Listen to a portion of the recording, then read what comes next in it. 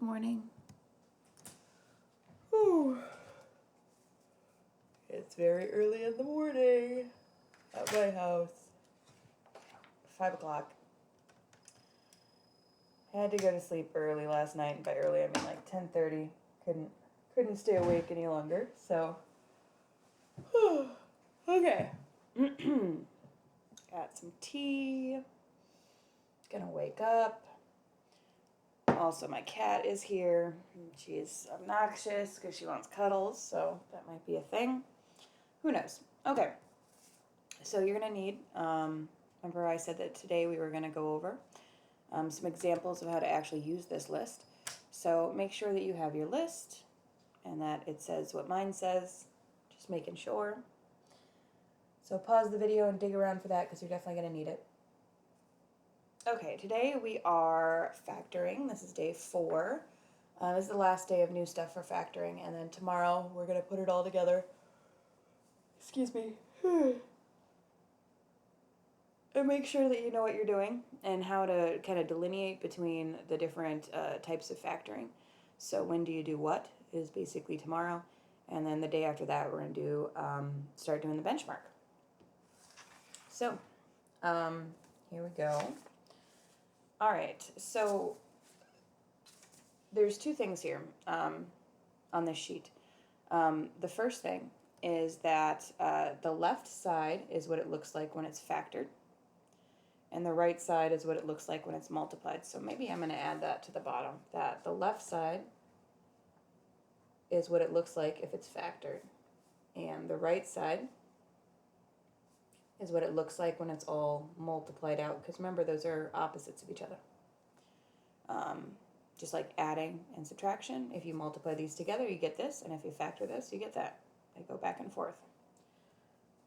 And this is a handy-dandy little list. So let's, the first 3 we're going to try is multiplying using the formulas, and the last 3 examples we're going to try is factoring using the formulas. So first one is 3p plus 11 and 3p minus 11. Now you have to decide when you think it's worthwhile to use these formulas and when you think it's worthwhile to not.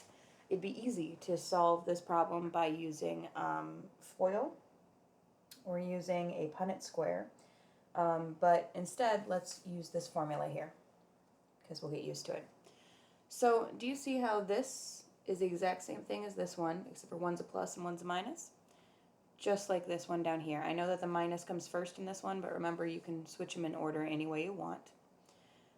So then we really have to just figure out what A and B is. Now sometimes it doesn't matter. Like down here, this one, it really doesn't matter because it's A plus B, which means that I could say B plus A, and that's the same exact order.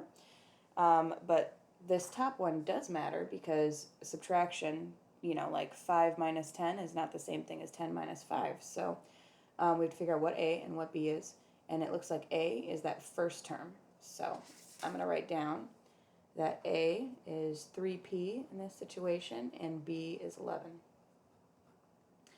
And then I know that the formula is going to be A squared minus B squared. So A squared is 3p squared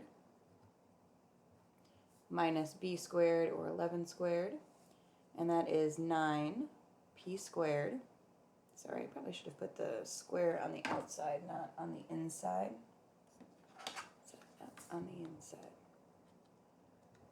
Oh, look who's here.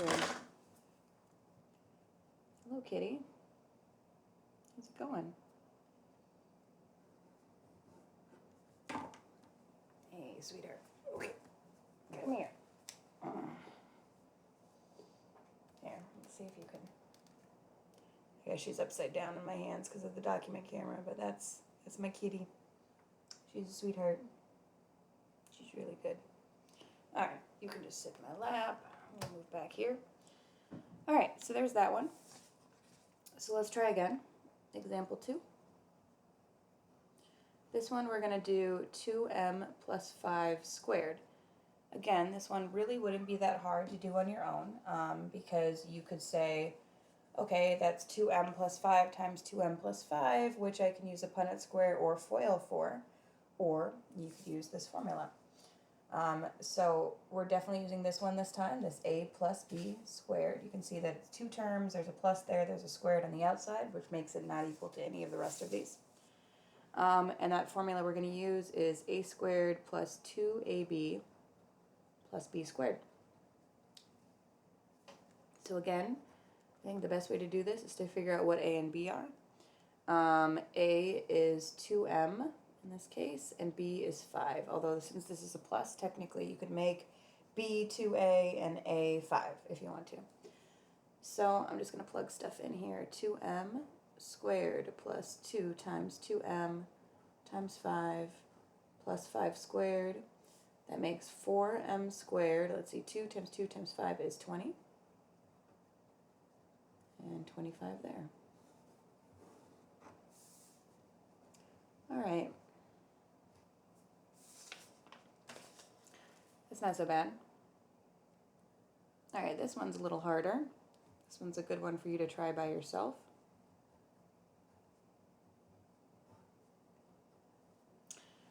Okay. First question, as per usual, is which one is it? There's a minus there. That's important. And there's a squared there. So that makes me think, ooh, it's number 3. So you're going to use number 3. And yes, it's okay if this whole 7y to the 4th is a letter. So go ahead and pause the video and try this one yourself. I'm going to go ahead without you now. A is 3x, B is 7y to the 4th. Now, what if you made it negative 7y to the 4th instead? Well, you could do that, but then you have to realize that you're kind of acting like this is plus a negative, right? And then you should use this formula here that has a plus in there. So if you're not going to, I'm not going to put the negative in there, so I'm going to use the formula for that a minus b squared. But if you put the negative in, I guess you could use the positive one instead.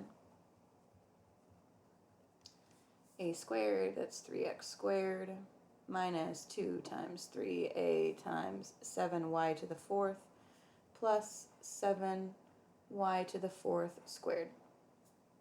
Okay, so if I distribute that to both, I get 9x squared. Let's see, minus 2 times 3 times 7 is 42. A to the 4th, plus, remember the squared goes there and there, so that'd be 49y to the 8th.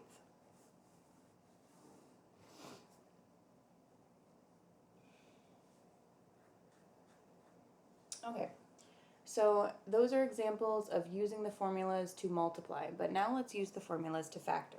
It's a little harder. So this time we've got 4m squared minus 9, and the instructions are to factor it. Okay, now, first of all, how would you know the difference between when to do what? And here's how you know. Do you see how 4 is a perfect square and 9 is a perfect square? It's a big hint you're going to end up using these formulas. There's also only 2 things instead of 3, like there normally is. However, if you did an X box on this, you would still get it right. It would just take a lot longer, and I'm not really into that. So now this time we are trying to factor, so we're going from multiplying to factoring. So I know that it's tempting to just pick this one right here, but that's the factored version of it. We don't want that. We want something that looks like that in the answer. So we're going to pick this one right here, because our answer when we multiply is a squared minus b squared, which means the factored version is this over here. So I'm picking a squared minus b squared, so I know my answer is going to be a minus b times a plus b, where a is something and b is something. Okay, so this time I can't say, well, a is 4m squared, because I'm not multiplying it out. I have to figure out what it originally was. So this first term right here is a squared. So what squared makes 4m squared? And that would be 2m, because if you take 2m and you square it, you get 4m squared. And also, what b squared here would make 9? Well, that's 3. So then all I have to do is, the hard part on these problems is always figuring out what formula to use and what A and B are, and then